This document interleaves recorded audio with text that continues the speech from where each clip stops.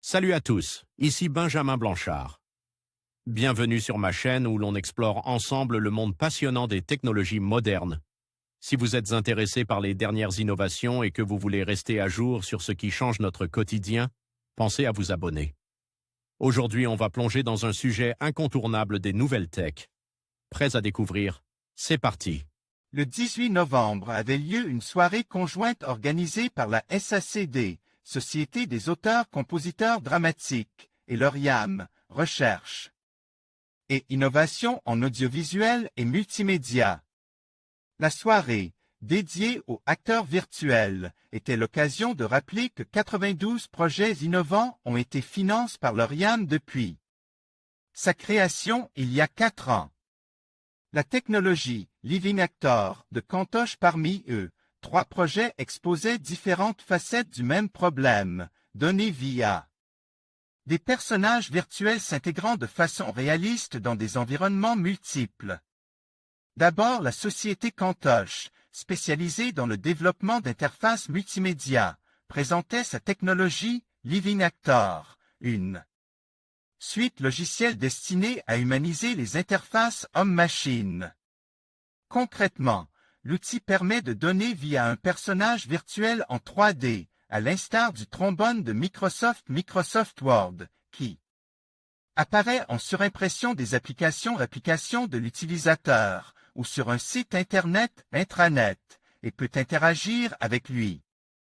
Kantosh a créé et installe une centaine de personnages pour le compte de plusieurs grandes entreprises et travaille actuellement sur des projets visant à démultiplier les possibilités en la matière. Parmi ceux-ci figure le développement d'une application simple d'emploi permettant à l'utilisateur de sonoriser le comportement d'un personnage virtuel, la mise au point d'agents interactifs en 2D à destination des téléphones mobiles. Le comportement des personnages virtuels peut alors être pilote à distance, par exemple via l'envoi d'un SMS ou le traitement de dialogues en langage naturel entre l'utilisateur et les personnages.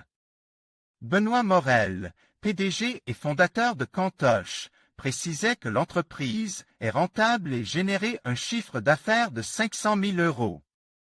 Était ensuite présente le projet Avamotion, résultant d'une collaboration entre 2 laboratoires de recherche, IRISA et LPBEM, et 2 entreprises, Kineo CAM et Dasein. Le projet consacre à la gestion d'animation pour acteurs virtuels autonomes, vise à doter les personnages en 3D de gestes réalistes. En modélisant le comportement cinématique d'un personnage réel et en tenant compte des contraintes physiques réelles. Mouvements impossibles, fonctionnement des muscles humains. Le but est de parvenir à adapter en temps réel et de façon autonome les mouvements d'un personnage virtuel. Ce dernier doit par exemple anticiper ses gestes ou les modifier en fonction de son environnement, atmosphère de la scène. Synchronisation de mouvements multiples. Richard Kulpa, l'un des chercheurs du projet, faisait une démonstration convaincante d'un personnage effectuant des mouvements de karaté, enregistre via motion capture, puis adaptant de façon autonome ces mêmes mouvements lorsque le sol n'est plus plamé même mouvant, les appuis et la recherche d'équilibre étant calcul en temps réel. Enfin, la société Kinogon, spécialisée dans le développement de technologies d'intelligence artificielle à destination de l'industrie du jeu vidéo, expliquait les grandes lignes des modèles qu'elle utilise pour doter les personnages virtuels d'un comportement réaliste. L'ambition est aujourd'hui de donner des émotions à des personnages virtuels, soulignait Jacques Gobil, cofondateur de l'entreprise. Pour parvenir à des modèles émotionnels applicables, 3 niveaux d'intelligence doivent tout d'abord être modélisés, la perception. Comment le personnage comprend son environnement et les personnages qui l'entourent, la décision, quels sont les facteurs susceptibles d'influer sur les actions du personnage et l'action proprement dite. Jacques Gobil, insistant sur l'importance de la première étape, la perception, pour augmenter le réalisme des personnages. Virtuel faisait une démonstration, là aussi convaincante. 4 personnages évoluent dans un environnement 3D représentant une ville.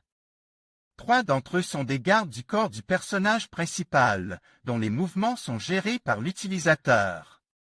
La simulation permet de visualiser les centres d'intérêt des gardes du corps, c'est-à-dire les points qu'ils surveillent, susceptibles de représenter un danger, fenêtre-fenêtre, porte-porte, tour élevée. Lorsqu'on déplace le personnage principal, les 3 gardes du corps se repartissent pour le couvrir de façon optimale et s'adaptent en permanence au nouvel environnement, en reconnaissant les points de danger potentiels. En particulier, ils ne surveillent jamais un mur lisse, juge par essence inoffensif, ou un point déjà surveillé par les 2 autres. Ils ne sont pas bêtes, concluait Jacques Gobil.